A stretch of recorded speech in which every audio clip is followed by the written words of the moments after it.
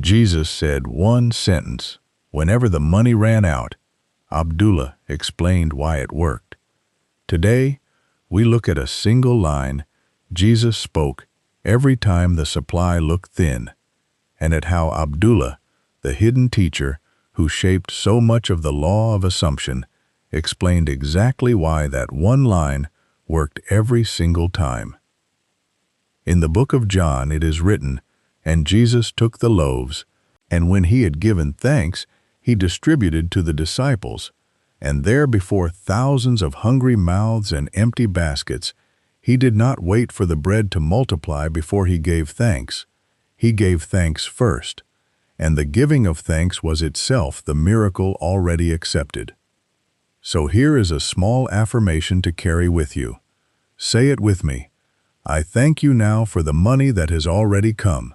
I feel the relief settle into my chest before I see the proof. I trust the supply that never runs dry. The money is already here again. I thank you now for the money that has already come. I feel the relief settle into my chest before I see the proof. I trust the supply that never runs dry. The money is already here. And if these words are doing something in you, stay close and subscribe so that tomorrow's teaching finds you the moment it arrives. Before we go further, type the word reset in the comments below so I know you are ready to receive. And if you want Abdullah's full teaching laid out step by step, abdullahsteachings.com has the complete study waiting for you. The first key is this. The sentence Jesus spoke was never a request. It was a thanks. And Abdullah taught Neville that this single reversal is the whole secret of supply. Most people wait until the money shows up before they feel grateful. But Jesus reversed the order completely. He thanked the Father while the baskets were still empty, while the crowd was still hungry, while by every outer measure there was nothing to be thankful for. And Abdullah said, this reversal is not poetry, it is a precise technique, because feeling grateful now, before the evidence, is what plants the seed in the only soil that grows anything, the imagination. Picture a man standing in his kitchen at the end of the month, the bills spread out on the counter, the checking app open on his phone, the number smaller than what is owed. He tells himself he will feel peaceful once the number changes. He will feel thankful once the check clears. So he waits, and the waiting stretches into weeks, into months, into years. Because he has the order backward, the number was never going to move first. It cannot move first. It has nothing to move toward. But suppose that same man, staring at that same small number, quietly decided to feel the relief anyway, decided to feel, just for a moment, as though the bill were already paid, as though the account were already square. That feeling, small and private as it is, becomes the seed Abdullah spoke of, and once the feeling changes, the number follows like a shadow follows a body. It has no choice. It was only ever a reflection. So the first key is simple. Stop waiting for proof to feel thankful, and start being thankful so that proof has no choice but to follow. So speak this small decree with me. I thank you now before the proof appears. Again, I thank you now before the proof appears. The second key is this. Abdullah taught that the outer world, including your bank account, is nothing but a mirror. And a mirror never argues with you. It only reflects what stands in front of it. He told Neville, again and again, that Scripture is not a record of things that happened long ago to other people. It is a description of the way your own consciousness behaves right now. So when Jesus stood before 5 loaves and 2 fishes and thousands of hungry people, that scene was not only history, it was a picture of every person who has ever stood in front of an empty account, wondering how it could possibly stretch to cover the rent. And here, Abdullah's teaching becomes very practical. He said the money you see is not the cause of your feeling is the cause of the money you see. Picture a young clerk standing in front of a mirror every morning before work, straightening his collar, checking his tie, and imagine if that mirror could somehow show him not his collar, but his checking account instead. If every crooked tie turned into a shortage, and every crisp collar turned into a surplus, he would learn very quickly that fussing with the reflection changes nothing at all. Only the man standing there changes anything. Abdullah said, "Your wallet behaves the exact same way. You can check it, shake it, curse at it, beg it, plead with it late at night, and it will simply keep reflecting the very feeling you already carry toward it, because it has no material of its own to show you. It can only borrow your inner state and hand it back to you, dressed up as numbers on a screen. So when a man feels tight and pinched inside, checking his balance 10 times a day with his stomach in a knot, the mirror keeps handing him more tightness, more pinching, more reasons to check again. And when that same man softens inside, when he quietly assumes there is enough, even before the number confirms it, breathing a little easier, speaking of money a little kinder, the mirror has no honest choice but to soften right along with him. This is why Abdullah insisted that money troubles are never actually solved by staring harder at the mirror, refreshing the app, recalculating the same numbers over and over. They are solved by turning attention back to the one standing in front of the glass. Because Scripture was never written about faraway deserts and long-dead crowds. It was written about the mirror in your own pocket. So speak this decree with me. My consciousness is the only screen showing me my money. Again, my consciousness is the only screen showing me my money. The third key is this. If a person walks around all day feeling like money is scarce, feeling like there is never enough, feeling like they have to grip and worry and calculate every single penny before it leaves their hand, the mirror has no choice but to keep showing them scarcity, because that is the only picture it has ever been given to reflect.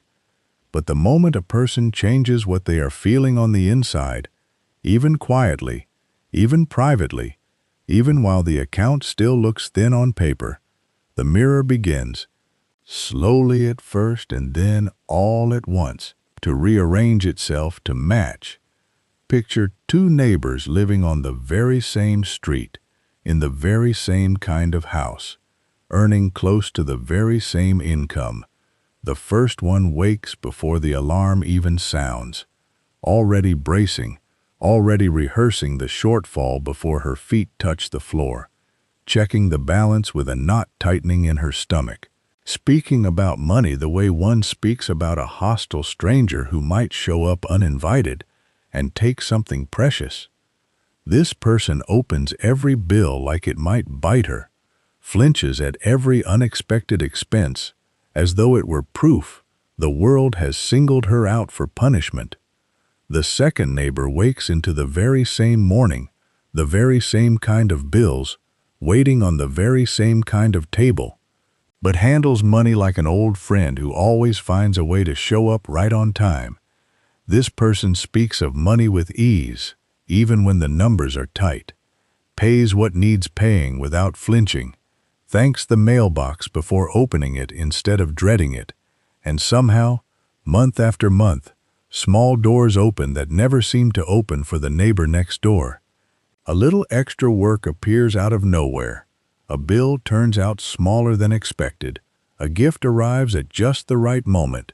Abdullah would say, these two people are living in two entirely different worlds, even though they share a mailbox, a street, and a zip code, because the world each one sees is simply the shadow of the world each one feels inside. Now watch how this plays out over something as small as a single grocery run. The first neighbor stands in the checkout line, silently adding numbers in her head, sweating over whether the card will be declined, and even if it goes through fine, she walks out feeling like she narrowly escaped something, while the second neighbor stands in that same line relaxed, chatting with the cashier, trusting the total before she even sees it. And notice neither of them controls the actual price of milk or bread that day. The prices are identical for both of them. What differs entirely is the atmosphere each one carries into an identical moment. And Abdullah taught that this atmosphere is not decoration, it is the actual cause working underneath everything visible. The account is not the cause of the feeling. The feeling was always the cause of the account. And this is why Abdullah taught Neville to stop treating the bank statement as scripture. The statement is only ever an echo. It can only repeat back what was whispered to it first. So if you want a different echo, Abdullah said, stop shouting scarcity into the canyon and expecting silence to answer back. So the third key asks you to stop studying your bank statement like it is the truth, and start studying your inner state like it is the cause, because it is. Watch how you speak about money for a single ordinary day. Notice whether you speak of it as a friend or a stranger. Notice whether your shoulders tighten or soften when a bill appears, and let that noticing be the beginning of the whole reversal. So speak this decree with me. My inner world decides what money I see. Again, my inner world decides what money I see. The fourth key is this. Abdullah called it the assumption, and he said the whole of Scripture, from Genesis to Revelation, is built on this one operation. You do not wish for the loaves to multiply. You assume they already have. Jesus did not stand there hoping. He stood there as if the multitude were already fed, and the giving of thanks was the proof of that assumption already living inside him before it showed up outside him. Now here is where most people trip. They think assuming means pretending, in a shallow way, saying words they do not believe, while their stomach is in knots. But Abdullah was very clear that the assumption has to be felt, not just spoken. He told Neville that the feeling is the secret, not the sentence. The sentence in the loaves story worked because behind it stood a settled, unshakable feeling of enough, and Abdullah warned that a person can repeat the right words for years and still stay poor because the words were never allowed to sink down into feeling. They stayed stuck in the throat instead of settling into the chest. Imagine a woman who needs to pay a bill by Friday and it is only Tuesday and the money simply is not there yet. On Tuesday, she sits down and says out loud, "The bill is already paid," but her hands are shaking and her stomach is tight, and some part of her is already rehearsing the phone call where she has to apologize for being late. That is not assumption, that is fear wearing the costume of a decree. On Wednesday, she tries something different. She stops repeating the sentence, and instead she sits quietly for a few minutes and asks herself what it would actually feel like in her body if that bill were already handled. She lets her shoulders drop the way they would drop if the worry were gone. She lets her breathing slow the way it would slow if there were nothing left to solve. She pictures herself opening her banking app with the same boredom she feels checking the weather. Nothing dramatic, nothing to fear, just a settled, ordinary knowing that it is done. By Thursday, something in her has changed. She is not gripping her phone anymore. She is not flinching when it buzzes. And this is exactly what Abdullah meant when he said the feeling is the secret. The sentence in the loaf story worked because Jesus was not managing his words. He was standing inside a finished feeling and letting the words fall out of that feeling the way steam falls out of a boiling pot. So if she can, even for a few minutes a day, settle into the quiet feeling of the bill already paid, the relief already felt, the account already square, she is doing exactly what Jesus did over the loaves. She is thanking before the evidence. She is assuming the end and living from it rather than laboring toward it. And Abdullah said, this is the difference between a beggar and an heir. A beggar repeats words hoping they will be enough. An heir simply rests in what is already theirs. So speak this decree with me. I feel the wish fulfilled, and let it be again. I feel the wish fulfilled, and let it be. The fifth key is this. Abdullah described the assumption as living in the feeling of the wish fulfilled. He did not invent this phrase for money alone. He taught it as the operating law behind every visible thing. And he said, money is simply one of the easiest places to test it, because you get quick, clear feedback. A bill either gets paid or it does not.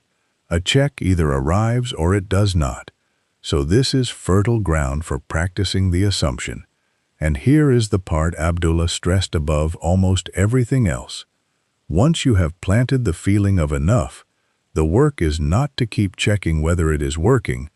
The work is to leave it alone. Think of the assumption like a seed pressed deep into dark soil. A seed cannot become anything, while a hand keeps digging it back up to check on its progress. And yet, this is exactly what most people do with their money.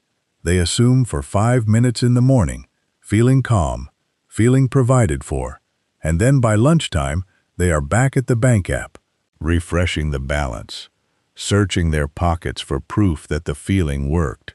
And every time they dig, they disturb the very thing they just planted. Picture a warehouse worker named Daniel, who has decided to practice this exact key.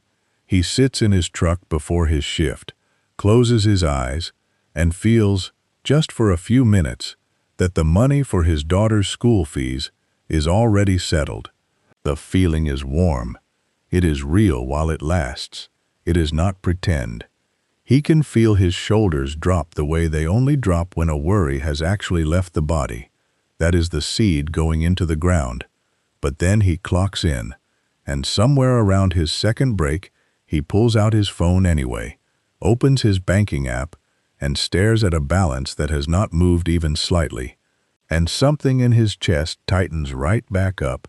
By his lunch break, he has checked it 4 more times, each time hoping the number has quietly grown while he was not looking, and each time the disappointment digs the seed up a little further, loosening the very roots he planted that morning. This is not a failure of the technique, Abdullah would say. It is simply a misunderstanding of timing. Soil does not answer to an anxious hand.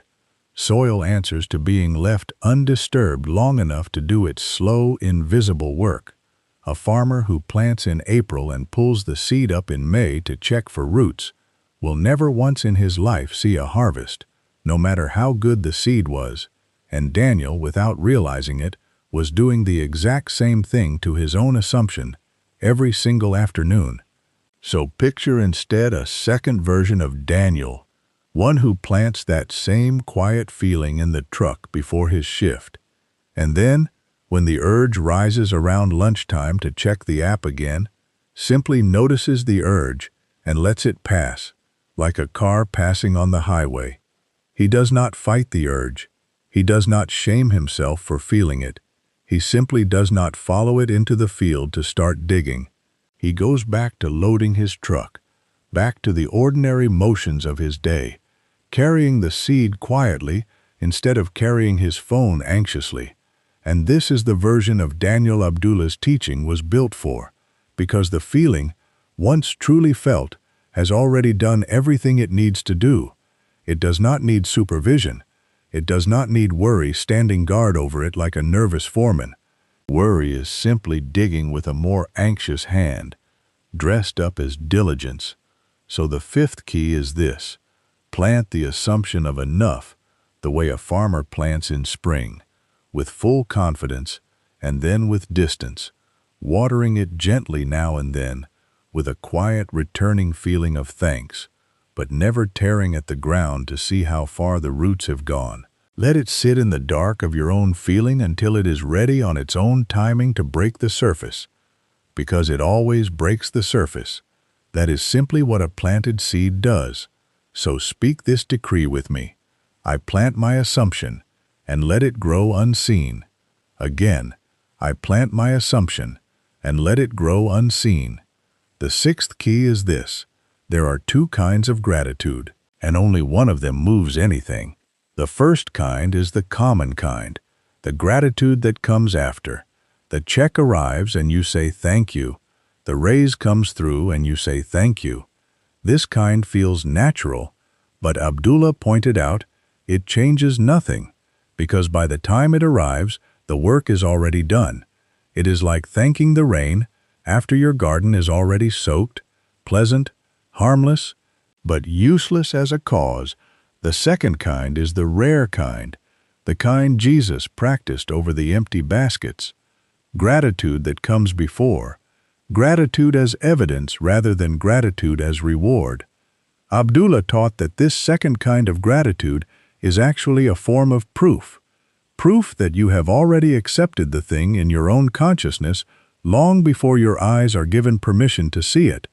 Think of a business owner sitting in a quiet office with the phone not ringing, the rent is due Friday, the calendar is bare, and every instinct in her tells her to wait, to hold her thanks in reserve until a client actually calls. If she waits that way, she is using gratitude the common way, gratitude as a reaction, gratitude as a tip paid after the service. But suppose instead she leans back in that same silent office, closes her eyes for 2 or 3 minutes, and feels a settled, warm thankfulness, as though the calls are already lined up, as though the calendar is already full, as though the rent is already handled. That quiet, unremarkable moment in an empty office is closer to what Jesus was doing with his eyes lifted over the loaves than any loud shout of praise after the fact could ever be. Abdullah loved to point out that a receipt is proof of a transaction that has already happened. Nobody is handed a receipt for something they have not yet purchased. A receipt only exists because the exchange is finished. The money has already changed hands. The ownership has already transferred. So when you feel genuine thankfulness for money that has not yet shown up in the bank, you are, in effect, holding a receipt from a transaction that has already closed quietly on the inner side of life and the outer side of life, being nothing but a mirror, as the second key showed you, has no honest choice but to catch up and rearrange itself to match the receipt you are already holding in your feeling. Picture two versions of that same business owner.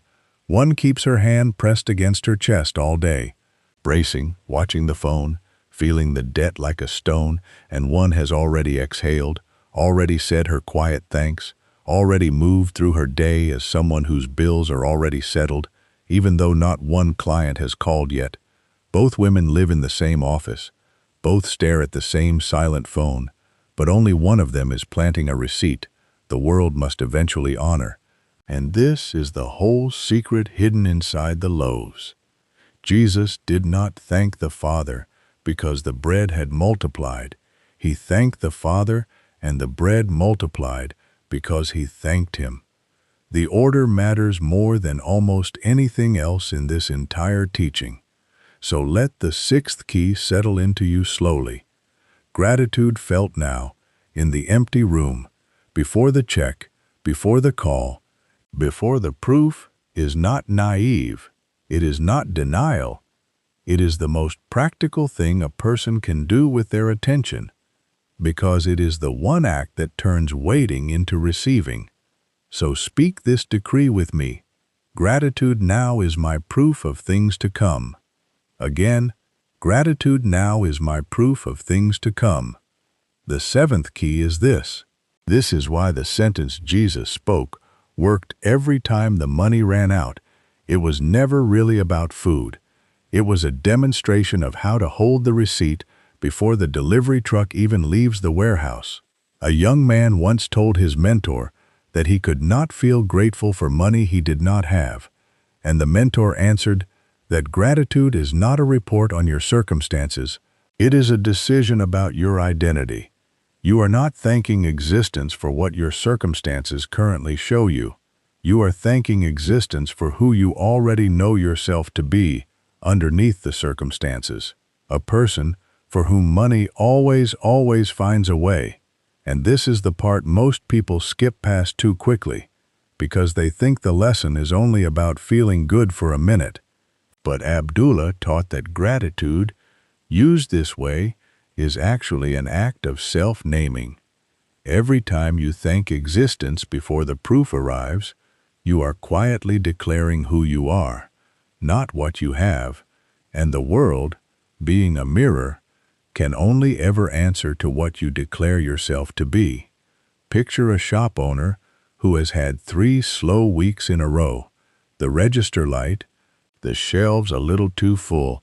Every evening he could sit in the back room and rehearse the story of the slow season, telling himself, business is hard right now, money is tight right now, and every time he tells that story, he is not describing a temporary weather pattern, he is signing his name to it as though it were his permanent identity.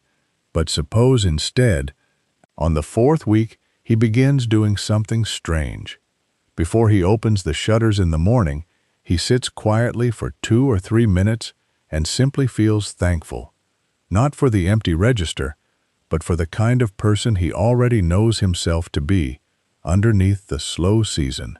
A person business flows toward, a person customers find their way to, a person who money, one way or another, always finds he is not lying to himself about the register. He is refusing to let the register write his identity for him.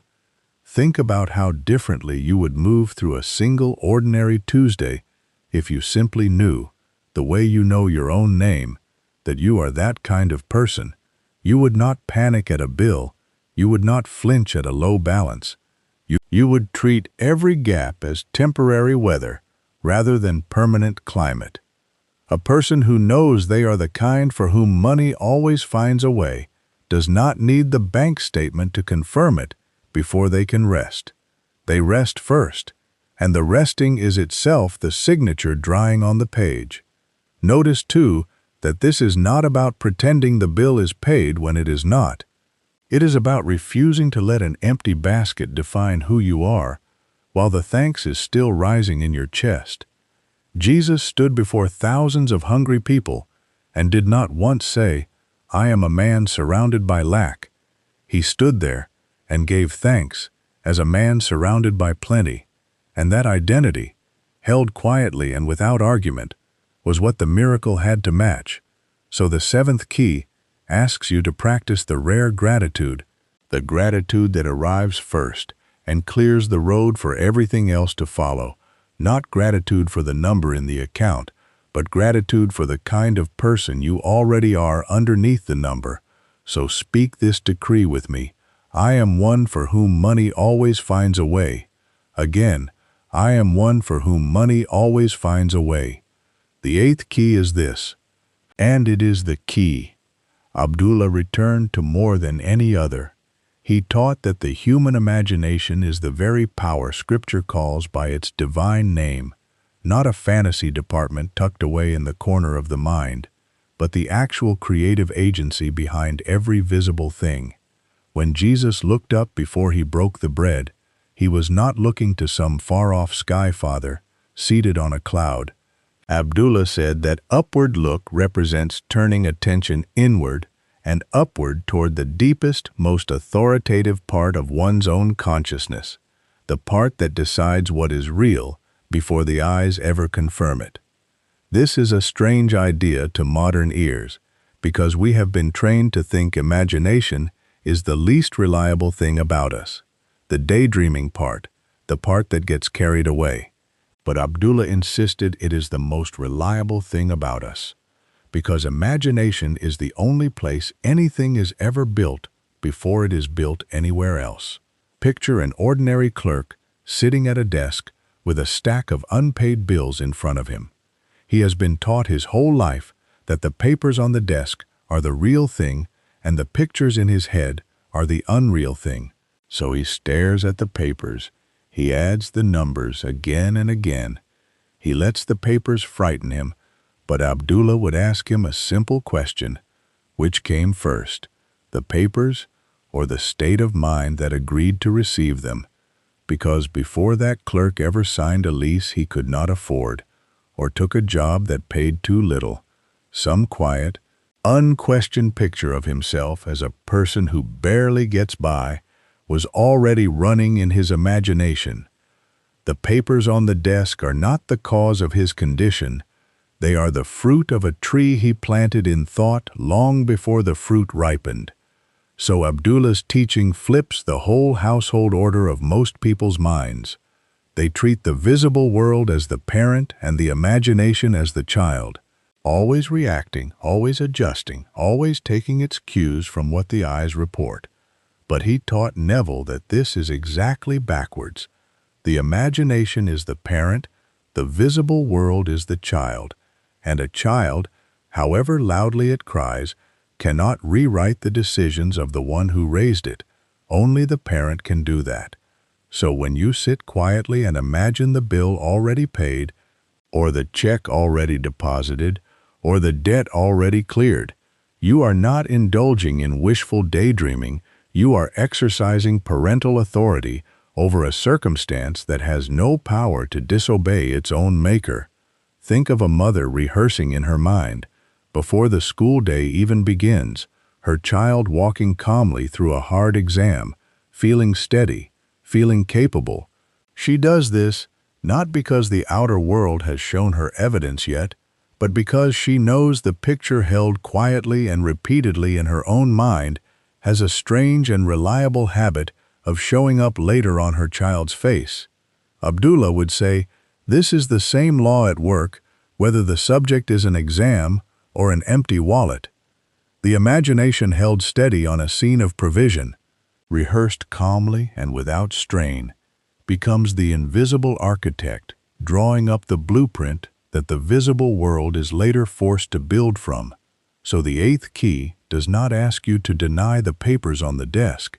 It asks you to stop mistaking them for the master of the house and start treating the quiet scene you hold in your own mind, the scene of the bill marked paid, the scene of the account made whole, as the actual authority in the room. So speak this decree with me. My imagination is the truth behind all things seen. Again, my imagination is the truth behind all things seen. The ninth key is this. Think about it plainly. A bridge exists in someone's imagination long before it exists in steel. A business exists in someone's imagination long before it exists in a storefront. A marriage exists in someone's imagination long before it exists in a shared home.